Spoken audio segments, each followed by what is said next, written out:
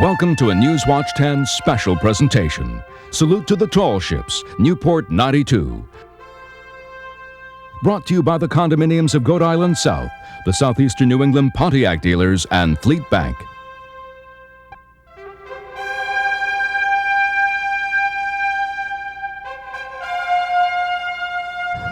Majestic, regal, romantic. All words used to describe these awe-inspiring tall ships. But it's the pictures that really tell the story. Tonight we're going to take you aboard some of these magnificent vessels. Many of them are also living museums of maritime history. And much of that history began right here in Rhode Island. Good evening, everybody. I'm Cathy Ray. And I'm Doug White. If you were with us last week during our regular Newswatch 10 broadcast, you know that Mark Anik and photographer Conrad Ostrowski had the opportunity to sail aboard the Niagara from Boston to Newport. He's going to be telling us about the Niagara throughout this program, but right now he'll fill us in on the story of the sailors who actually managed the ship.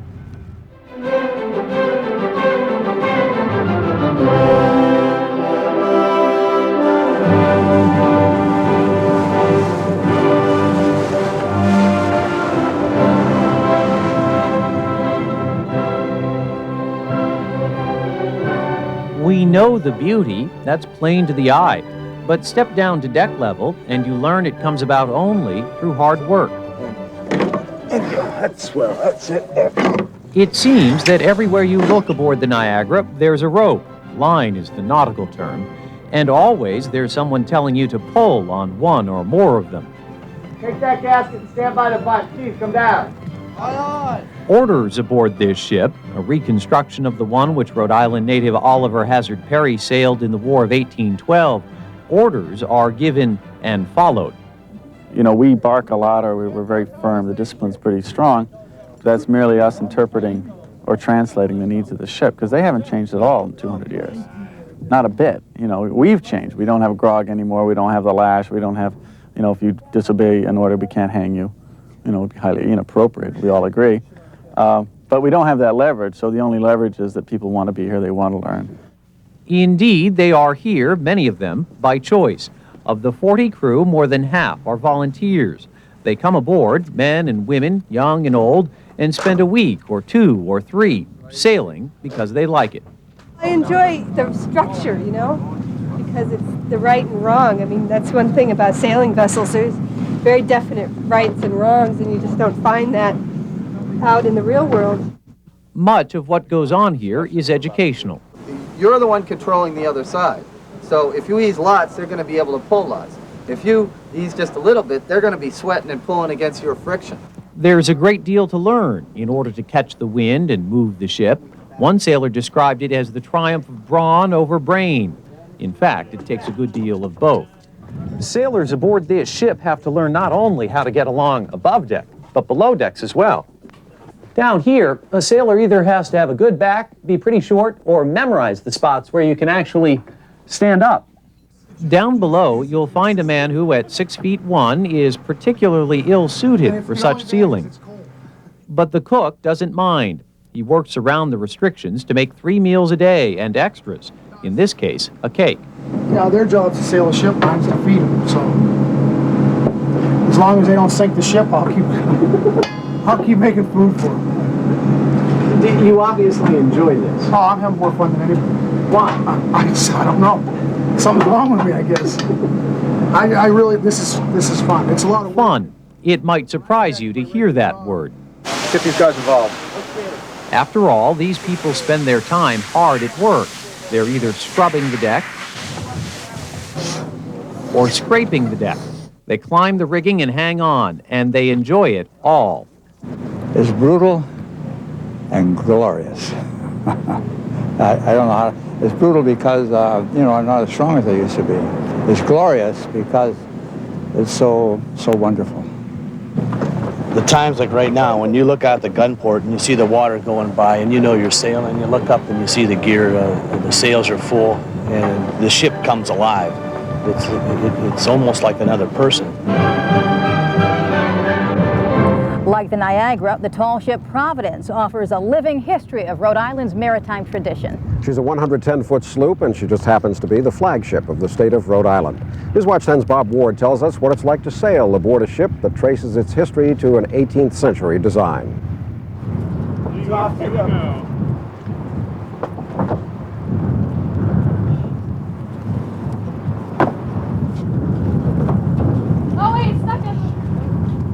on board the Providence and you step back 200 years, back to the days when tall ships like the Providence ruled the seas. All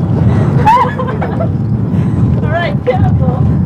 Most everything on the Providence is done the old way, the way the ship's original sailors would have done them. So instead of motors, it takes muscle power to raise the anchor.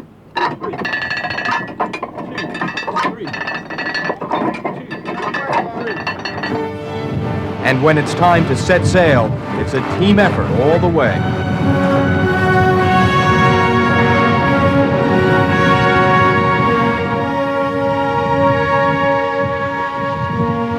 You're using the same techniques that were used 200 years ago, and or even 500 years ago, and it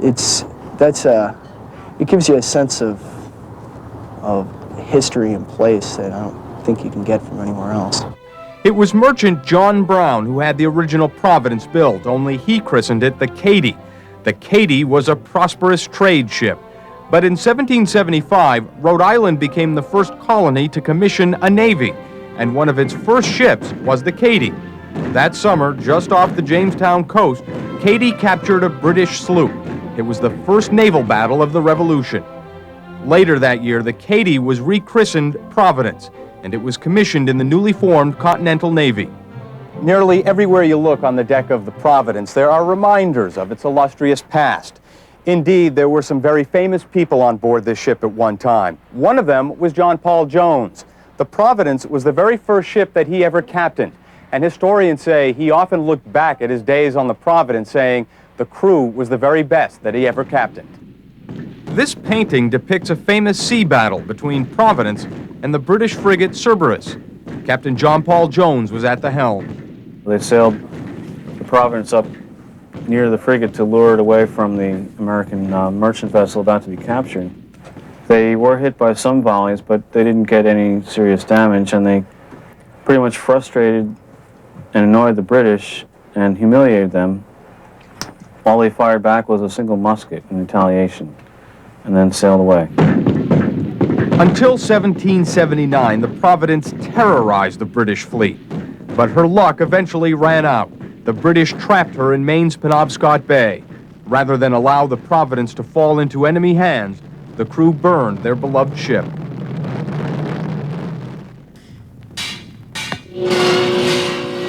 But nearly 200 years later, the Providence came to life again.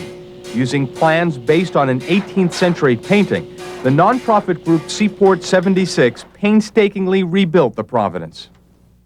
To the best of everyone's knowledge, the deck of the Providence today is historically accurate, meaning everything that you see here today is pretty much what the Providence looked like back in its heyday 200 years ago.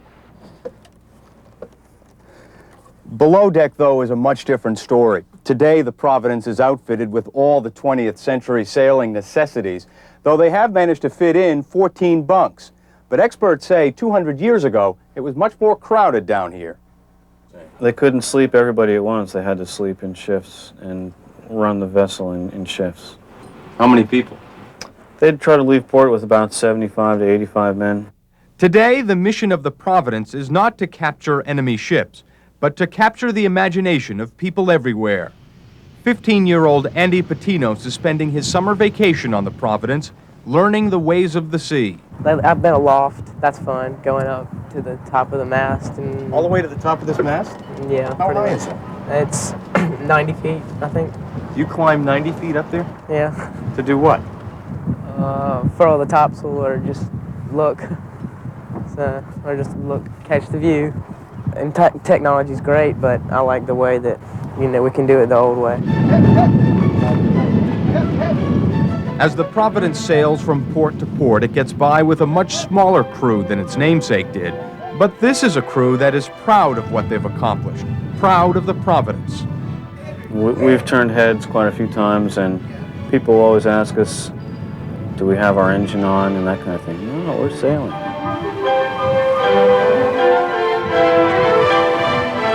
So today, the seas again belong to a tall ship named Providence. and to a crew determined to keep the history of this gallant ship alive. On the dock. Bob Ward, Newswatch 10, Newport. It's a special occasion that brought these tall ships together this summer. We'll tell you more about that when we come back. And we'll take you aboard a couple of the largest ships, the Eagle and the Esmeralda. You know, you can see it in a book, but this is, you don't get too many opportunities to see it live.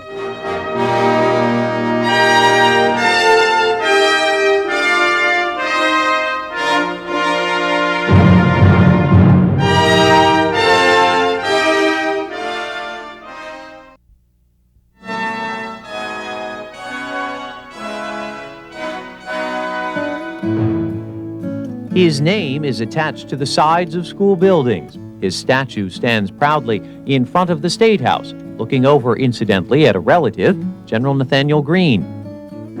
In September 1813, with the War of 1812 still on, Oliver Hazard Perry led a fleet of American ships into battle against the British on Lake Erie. He began the day aboard the Lawrence. The ship had been named for one of his close friends. Earlier in the war, Captain James Lawrence had been killed when the British fired on and took his ship, Chesapeake. As he was taken below, Lawrence gave the order, "Don't give up the ship." Perry had his friend's words woven into a flag and hoisted it above his ship. The Lawrence, though, took so much fire and suffered so many casualties that Perry was forced to transfer his flag. He set out in a rowboat for the Niagara. Once aboard, Perry sailed into and broke the British line, firing at ships on both sides as he did so. In 15 minutes, the battle was over. It was then that Perry sent the message, which is still famous today. "We have met the enemy," he said, "and they are ours." Perry was by no means the only Rhode Islander involved in that battle that day. The history books tell us that, in fact, 1/4 of all the combatants on Lake Erie were from the Ocean State.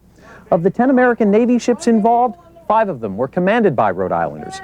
Then, of course, there are these gun ports. Back then, each had a gun in front of it. There were 54 American guns on the lake that day. 51 of those gun crews were headed up by Rhode Islanders.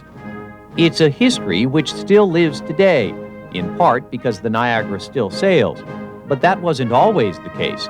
20 years after her victory, at a place on Lake Erie called Misery Bay, Niagara was scuttled. In 1913, people decided to bring her back up. Workers rebuilt the ship, and with great ceremony, she headed out on the lake again. Niagara was rebuilt again in the 30s.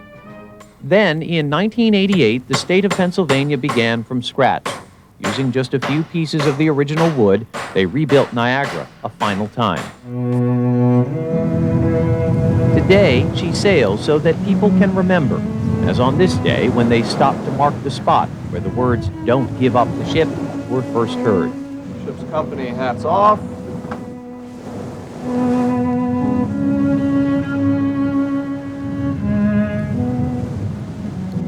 Memory of Lawrence and the crew of the Chesapeake who were lost on that action. Flowers.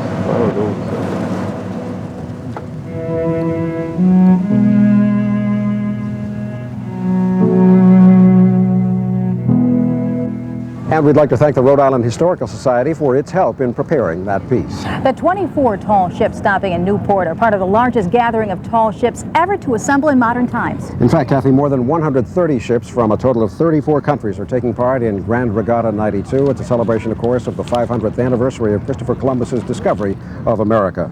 They are retracing his route from Spain to the Caribbean. August 3rd, 1492. Christopher Columbus set sail from Spain in search of treasures. With his caravels Nina, Pinta, and Santa Maria, he headed for the New World. He had already convinced Spain's Queen Isabella and King Ferdinand that the world was much smaller than it actually is.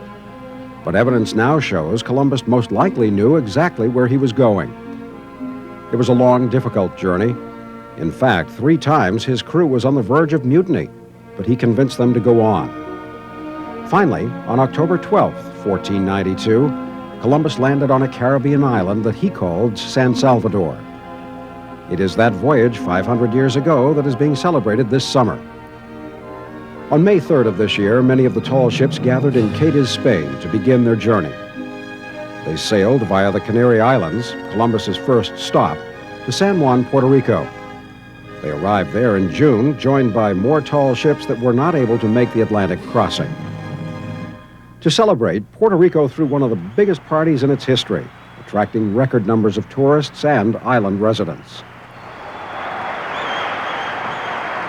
From San Juan, the Regatta sailed to New York, where the ships were joined by the replicas of the Nina, Pinta, and Santa Maria, which had already retraced Columbus's voyage. In New York Harbor, the tall ships helped to celebrate Independence Day.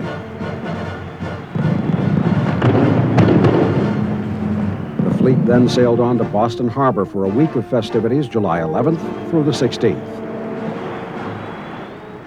From Boston, 19 of the ships sailed to Newport this past weekend. After today's parade of sail, the Regatta sailed off on the final leg of the voyage to Liverpool, England. The tall ships will rendezvous there on August 10th. The flagship for the parades of sail celebrating Columbus's discovery of America is the U.S. Coast Guard training ship, the Eagle. She is the 7th in a long line of distinguished vessels representing the Coast Guard. While the Eagle is the pride of the U.S. Coast Guard, the tall ship Esmeralda is the glory of the Chilean Navy. She also happens to be one of the largest ships taking part in this flotilla. It's an honor to lead the parade, and I think, the Coast Guard's very proud of the Eagle, and the American people love to see Eagle. And I'm very proud to be, to have the reputation that we do with the international sailing community. Actually, in the parade, you're more worried about keeping your position. This is Newport native Dave Wood's 4th year as captain of the U.S. Coast Guard's bark, the Eagle, the largest tall ship flying the Stars and Stripes, with the main mast stretching 148 feet into the sky. This cruise is the first time around for Darren Caprera of Exeter and Janine LaValle of Woonsocket. They are both third-class cadets at the Coast Guard Academy in the 2nd year of a rigorous 4-year program. And though spending a summer aboard the Eagle may look like fun, they say it's a lot of hard work. Third-class cadet LaValle is one of 25 women aboard Eagle this tour.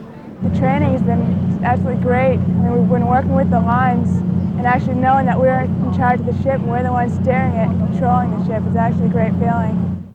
Well, you gotta crawl before you can walk. And while this probably will not be what I'm doing as an officer, you gotta have some basic of sailing and some background to work with. I think that's probably the most important thing you get out of this. More than 200 lines must be coordinated during a major ship maneuver, and for everything to work smoothly, the captain says teamwork is the cadets' most important lesson. You can't often find circumstances where you can take a lot of people and put them in a challenging situation and have such instant feedback on how it's going. I mean, if you can see the sail getting fouled or whatever, if they're not working together, and you have to figure out why. And so, in a word, teamwork. It's ironic that this ship was actually built by Adolf Hitler, and it served to transport German troops during the Second World War. It's now become such a symbol of America in all of her glory. The cadets say that it instills a sense of pride and patriotism that they'll always take with them. No, it all has a purpose, and I guess now I'm here, I'm still standing. I can say I was better for it. Really, I'm proud. I'm proud to be here. I'm proud to be in the Coast Guard. I'm proud to be an American. And while it's the Eagle evoking emotions of homeland, it's the figurehead of a condor that symbolizes pride for the Chilean Navy aboard the tall ship Esmeralda.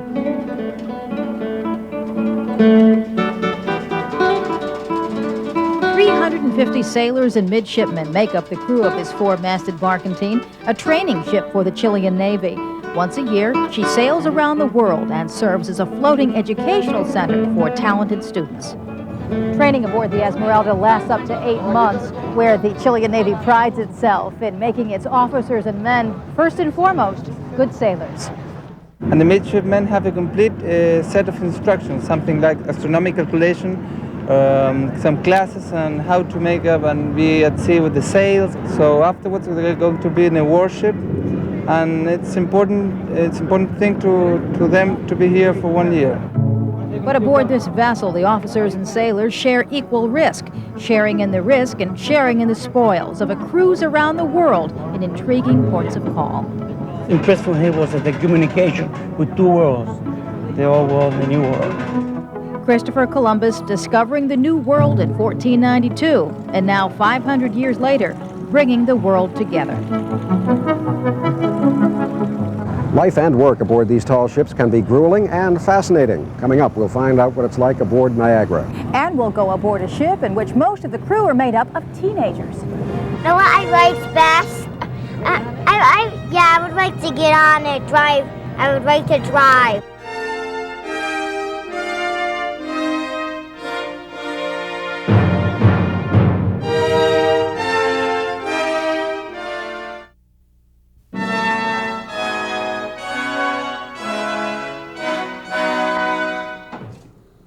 The morning has hardly begun, but aboard the Niagara, the cook is already busy. He's making breakfast the way they used to. Not far from him, the crew is sleeping the way it used to, in hammocks. Some are up on deck, and not all are sleeping alone. Good morning. Slowly, the ship comes to life. There's the morning meal, and when it's done, morning dishes. So you figured they had joy back in 1812? So that's where we got it from. It was direct hand-me-down, you know. This is authentic, you know. We wouldn't deviate from tradition. There are, though, today some very important differences aboard this Niagara. Perry is most famous for his victory message, which he had to write on the back of an old letter and then send by boat and horse to the military commander on land. Today, though, all Perry would have to do is pick up the cell phone and say, "We have met the enemy, and they are ours." The ship is a curious blend of old and new. Some work is still done by hand, other work with power.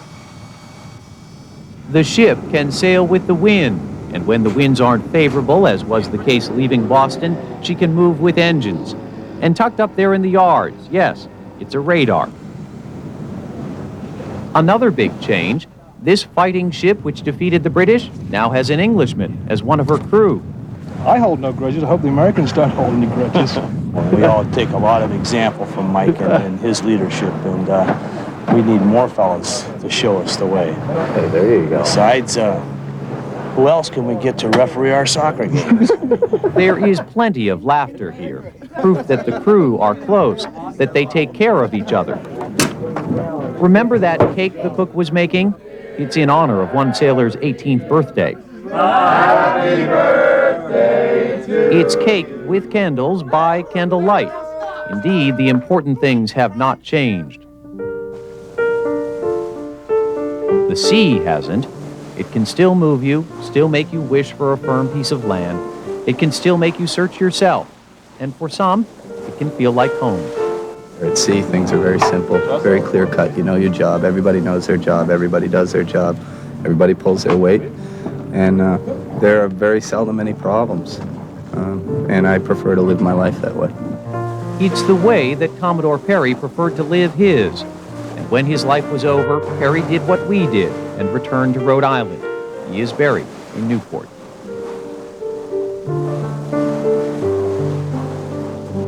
Now, a few of the tall ships sailed into Newport earlier this month. One of them, the Libertad, made a special stop here in Newport in honor of the president of the Newport Naval War College, Rear Admiral Joseph Strasser. Newswatch 10's Rondella Richardson tells us why. The Libertad.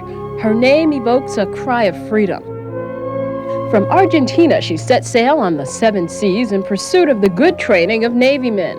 The Navy has always been well received in Newport, but from her maiden voyage in 1963, the Libertad has been linked to Newport through the president of the Naval War College, who spent 6 months with her out to sea. I feel like a part of the ship, and it's very nice to see it. And the Argentine people were tremendously kind to me, and I'm looking to return that hospitality. You know, we anchor, and we have a problem with the anchor, and try again on board the anchor, and they come with laughter. Yes? Yes. The pleasantries extend from the Navy to City Hall with informal ceremonies commemorating the tall ship's form and function of yesteryear. The sail has another idea of the sea, another idea of how to do with the weather. You know, it's really different. If you just walk around, you'll get really impressed. You can get back to Colon's time and feel what those sailormen felt in those times. The Libertad was built only 12 years ago to teach sailors the lessons of the sea. For example, a study about navigation or navigation with the stars, and we practice all of these. While one group of cadets attend class, the other group tends to the ship's chores. There's also physical exercise every day. The lifestyle aboard the Libertad demands the love of one's homeland and the sea. Aboard the flagship, sailors boldly flaunt skill and courage. Maybe it's at the top of the mast that they reach an understanding of the union between man and nature.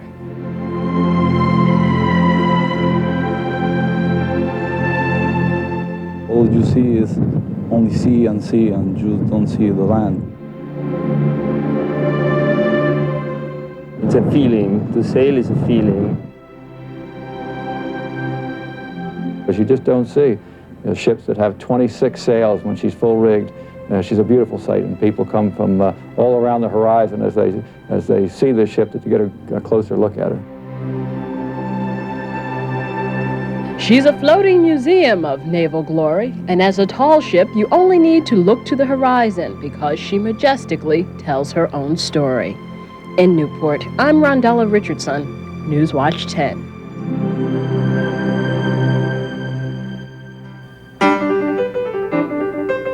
This is Ken Malloy. Like the Libertad, the Fryderyk Chopin is a relatively new ship. In fact, this 183-foot brig was just commissioned this year. The heart and soul of this ship is music. Named after Fryderyk Chopin, the composer, each room on board is named after a musical score. There is also another type of music in these halls as well, the sounds of youthful laughter. 40 students call this ship home. They eat together, they sleep in tight quarters together, and they triumph together. It's not something you can really describe. It's fantastic, it really is. And when it's really going great, it is a fantastic thing. And I think the cadets feel that too. Once they get over the seasickness and they start to look around, suddenly they realize there's more to life than sitting in front of a TV screen, munching the potato crisps. It's getting narrow.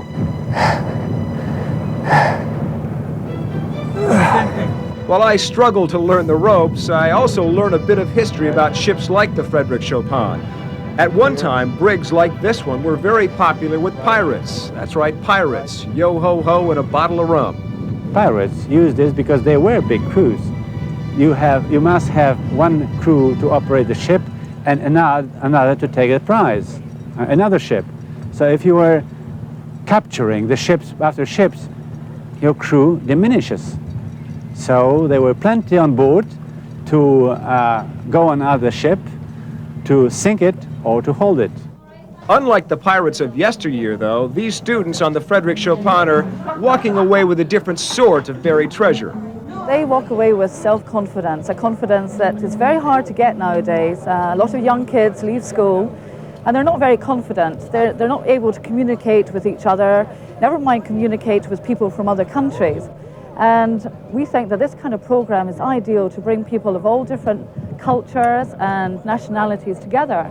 Cultures that now share a common bond, a love of the sea, camaraderie, and perhaps an appreciation for Chopin's music. A child prodigy who died at the age of 39, but here, his music lives on.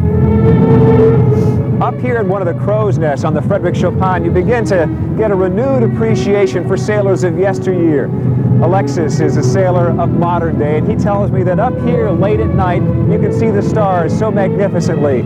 You can see the phosphorus on the waves as they break beneath the bow of the Fryderyk Chopin, and during the day, he says, the sea takes on a special glow of blue as the sunlight permeates the ocean. You can even appreciate that standing still here in Newport Harbor.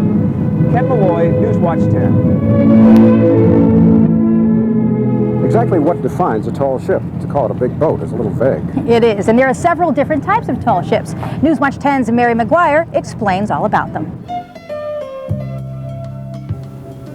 What exactly is a tall ship? Well, the term refers to either the size of the ship or the shape of its sails.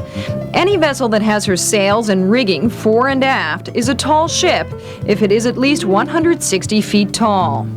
Furthermore, any vessel that is square-rigged, regardless of its size, is a tall ship. The term square rig refers to the shape of the sails, either square or rectangular. The larger tall ships fall under 5 categories: bark, barkentine, brig, brigantine, and full-rigged ship. A bark, like the Eagle, has 3 or more masts with 2 square rigs. A barkentine, like the Gazella, also has 3 or more masts, but with just 1 square rig. The Esmeralda is also a barkentine, in this case with 4 masts. The Niagara is a brig, a 2-masted ship with 2 square rigs. A brigantine has just 2 masts with just 1 square rig. A full-rigged ship has all square rigs. The smaller ships are either sloops, like the Providence, or schooners, like the Spirit of Massachusetts. The tall ships were not the only legends of the sailing world strutting their stuff here this weekend. Coming up, we'll take you on board the America's Cup yachts of today and yesterday. It's so huge, and these sails are so tremendous. But I'd love to be on one and try it.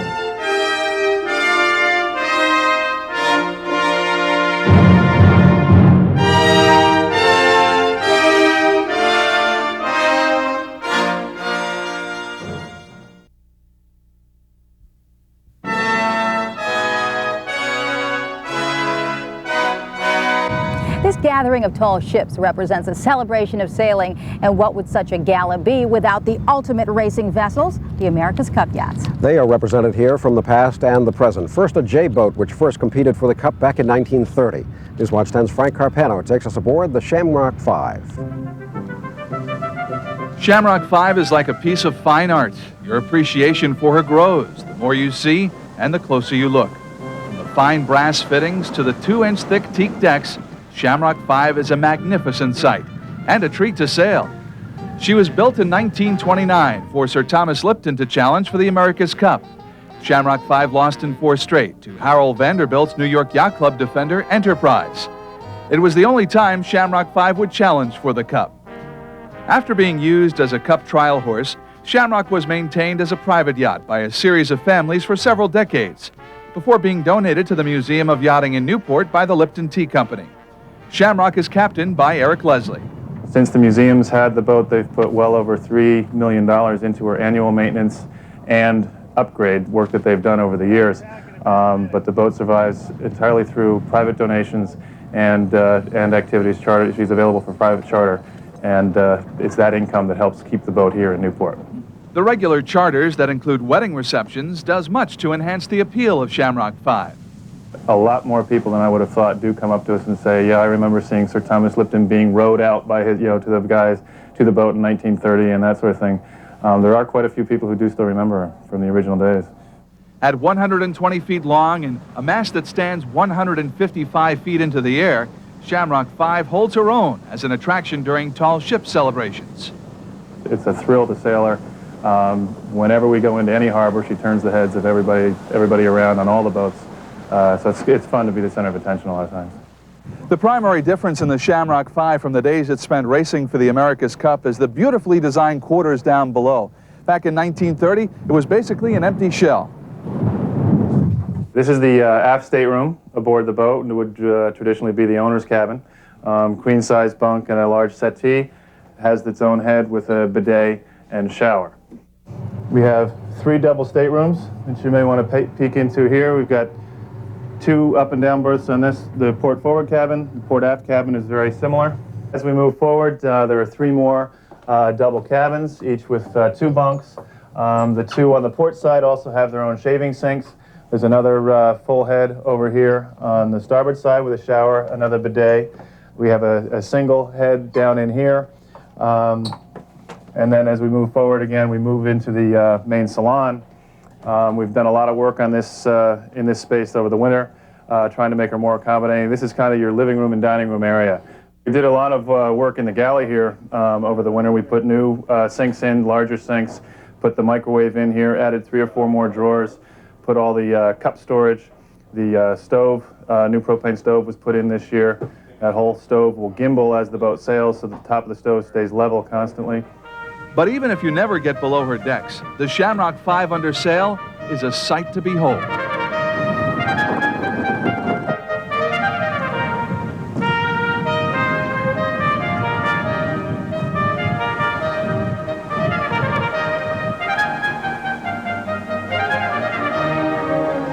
The sheer size of the boat is what's really the most phenomenal thing about her. She displaces 165 tons, and when you've got 5,600 square feet of mainsail up on the main and the large jibs up, and you're cruising through Newport Harbor or up Narragansett Bay at 11.5 knots, it really is a thrill. The large J-class yachts were the epitome of sailing until the 1930s. But when the America's Cup resumed after the war, the 12-meter class of sailing yachts entered the race. Now, 5 12-meters that took part in the America's Cup back in the 1960s and 70s displayed their racing forms over this past weekend. Newswatch 10's Jeff Latham takes us aboard for a bird's-eye view of the 12-meter challenge regatta.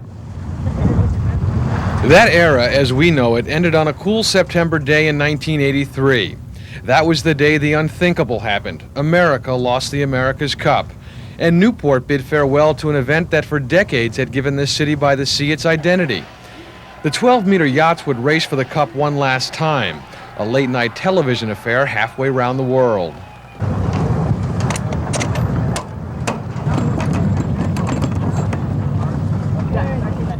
Okay, you ready to hoist? Somebody keep eyes in front of me, please.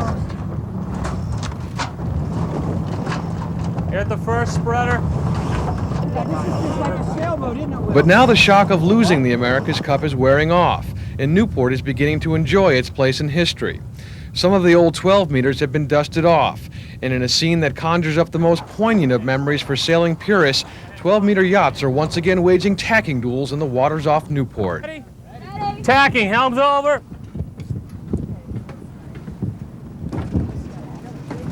Come on, nice tack, let's go.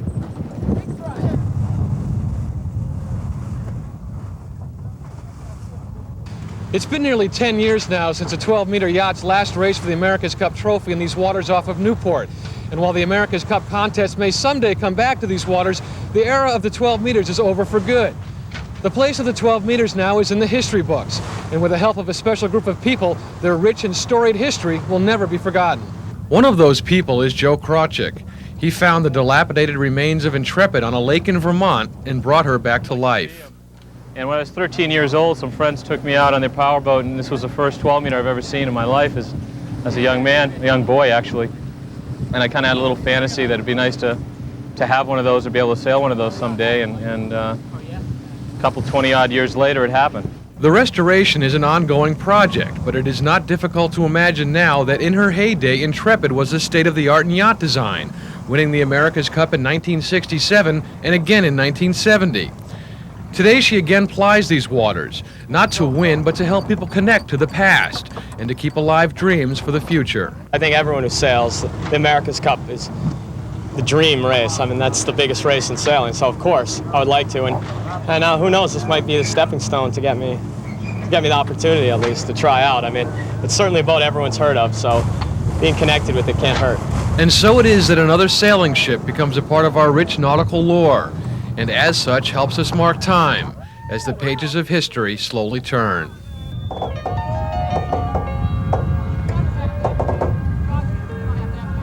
Hey, Will? That's beautiful.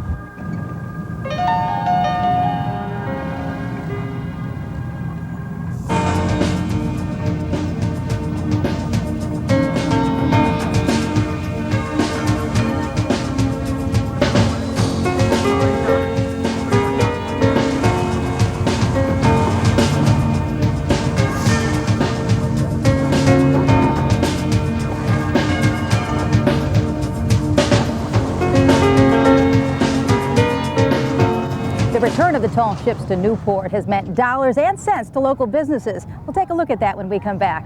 And we'll meet the man whose job it was to put this whole thing together. It's kind of fascinating when you sit in here and you kind of think how it'd be like to live on the sea.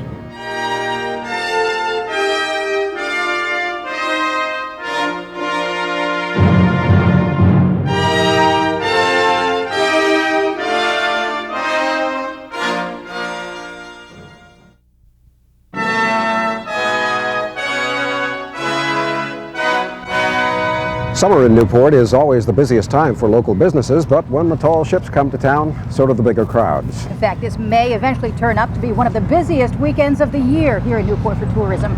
Newswatch 10's Mary McGuire checked out some of the businesses. Newport merchants work to bring every tourist on board for this big event, and many visitors said the soaring majesty of the tall ships made it well worth spending money in the city by the sea.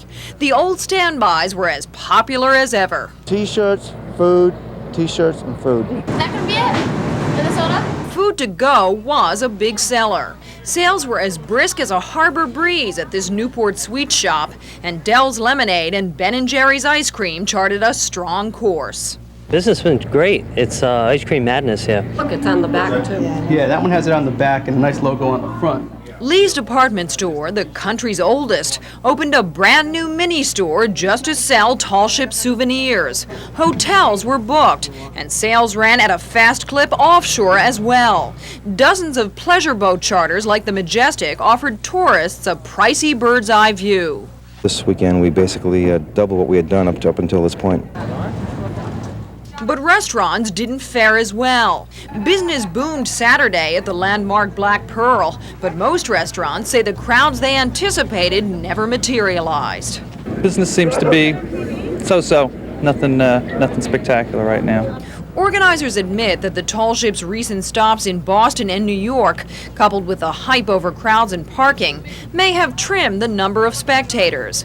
But the extravaganza still generated an estimated $15 million and priceless publicity for Newport. From a business perspective, it was okay. It was not fantastic. But from an overall Newport perspective, I think it was great. And I think by the time we finish today, we will have close to 150,000 people enjoying the tall ships. Sure, the tourists are spending money, and that keeps Newport's merchants happy. But the best part of this tall ships extravaganza is that the main attraction is free. It's just being a joy to be here. It's worth spending the extra money. And those who helped bring the tall ships here are already looking forward to their return. I think you're going to see thousands and thousands of people out here waving goodbye to them today. And whenever you say goodbye, it's a question of when will we see you again. And so we'll wait for that day. Mary McGuire, Newswatch 10, Newport. Needless to say, to put an event like Tall Ships Newport together takes a whole lot of planning. We're not talking about weeks or even months. We're talking about years of planning. And all of those who helped to put it together, believe it or not, are volunteers. And the person who is in charge of it all is a man who knows the sea well. He is retired Navy Vice Admiral Thomas Weschler. I had a chance to spend some time with him recently, and he talked about his passion for these sailing ships, especially sail training.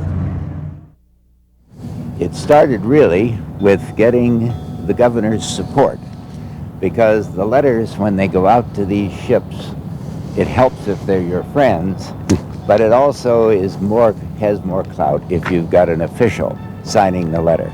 And the governor has in the past proved to be very worthwhile as a signature, and so we got the governor's support.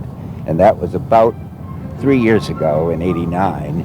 We were then working with Governor Dupree that we got him to mail the first set of letters to about 50 or 60 ships. How difficult has it been for you and your committee to make sure that the tall ship's appearance here in Newport comes as close as it possibly can to paying for itself? Well, I'd say there that you always have to have somebody who's going to support you, because you're appealing to the private sector. We estimated that when we put this together, we had to have about half our support from the state and the city, and we'd undertake to get the other half from the private sector. I'm happy to say that I think we have done that from the private sector, and despite the economy, it's actually worked out better this time. It's been a little easier to get the money than it has been in other years. I think we've had a better business plan, and I salute the business committee who have helped put this together. But I also have to say the tall ships have such a wonderful appeal. It's so positive in every sense. The ships themselves are beautiful. They know that they're helping out young people who are working on a career, and so they want to come forward. And so I've gotten in-kind or large cash grants that I never really expected to get. How many more of these events would you care to associate with? And is it because of your fond recollections of your military life? Is it because you're a yachtsman yourself? Is it because you love Newport, love the sea, or some combination? Yeah, I think it's a combination. It starts out, of course, because I really believe in public service and serving Newport. But I do love the sea, and particularly I like sea education, sail training. I believe that, and it's distinctive as compared to a yacht. I think it takes a big ship, big enough that you have to have a crew to operate it. And as soon as the ship places the demand on a crew, then you have to learn teamwork, which means self-discipline. And since in a sailing ship, which responds to wind and sea, means that the dictator of what the ship does is the wind and sea. And so you no longer are dealing with something where you can get mad at a skipper. If the wind pipes up, you've got to do something about it. And so I think that combination of the discipline of the wind and weather and the discipline of a crew, and all that in a confined hull where you've got to get along with each other if it's for any period of time, I think that's one of the best ways to train young people. And sea education, sail training really does that. What do you foresee would be the problem, if any, with considering another project of this scope, say within the next 5 to 6 years? We've been lucky and to some extent spoiled because we've had so many tall ships experiences. Yes, and I think we ought to be planning for one right now. In 1998, the tall ships are being solicited to come to Boston to celebrate the 200th anniversary of the commissioning of the USS Constitution, which is the oldest ship in the world in continuous active commission from the day that she started. And I know that it's on the books of the Sail Training Association in England, and I feel that if the ships are coming to Boston, it's only natural that they come to Newport, and we can start working right now for 1998. So mark 1998 on your calendars, but before that, if for some reason you didn't have a chance to see any of the tall ships this weekend, you'll want to know that you have one more opportunity to do just that. The Portuguese tall ship Sagres II is due to arrive tomorrow, July 21st. She'll sail first into Bristol, then she'll be berthed at the State Pier in Newport until Friday the 24th. At 294 feet long and with the distinctive red crosses on her square sails, Sagres II is quite a sight to see. Then on Sunday, August 2nd, the Nina, Pinta, and Santa Maria, the replicas of Christopher Columbus's ships, will sail into Newport, and they will be on display until the 4th. We hope you've enjoyed our program tonight. And before we go, we'd like to give special thanks to Admiral Thomas Weschler and his staff for all of their help in coordinating our coverage of the tall ships. Good night, everybody. Have a nice evening.